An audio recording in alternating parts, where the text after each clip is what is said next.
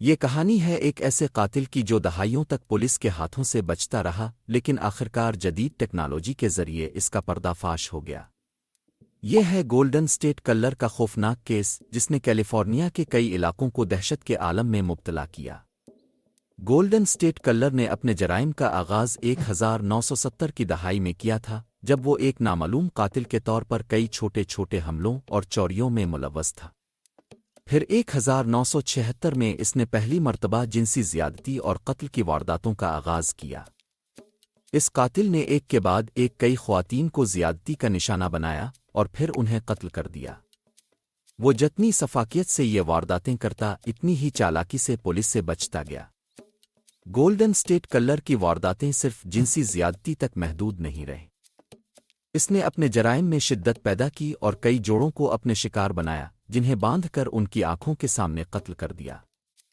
اس کے جرائم نے پورے کیلیفورنیا میں خوف کی لہر دوڑائی۔ یہ قاتل بہت چالاک تھا، اس کے جرائم ہمیشہ ایسی جگہوں پر ہوتے جہاں فوراً پولیس نہ پہنچ پاتی۔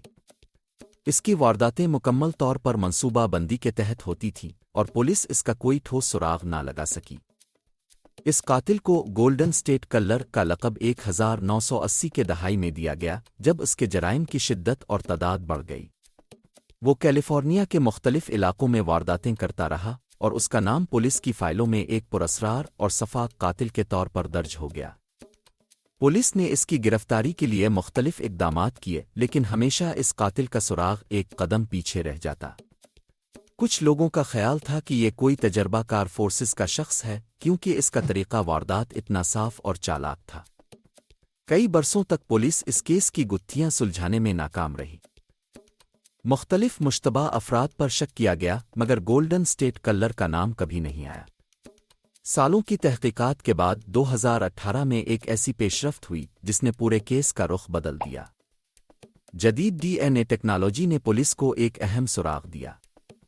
اس ٹیکنالوجی نے اس قاتل کی شناخت میں مدد کی اور پولیس نے اس کا ڈی این اے ایک ڈیٹا بیس میں ملا کر اس کا نام معلوم کیا۔ یہ قاتل دراصل جوزف جیمز ڈی اینجلو تھا جو ایک سابق پولیس افسر تھا اور کئی سالوں تک اپنے جرم کو چھپانے میں کامیاب رہا تھا۔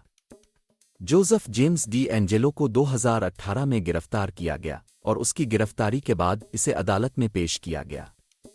اس کی گرفتاری کی خبر نے پوری دنیا کو چونکا دیا۔ 2020 میں اس نے تمام جرائم کا اعتراف کیا اور اسے عمر قید کی سزا سنائی گئی۔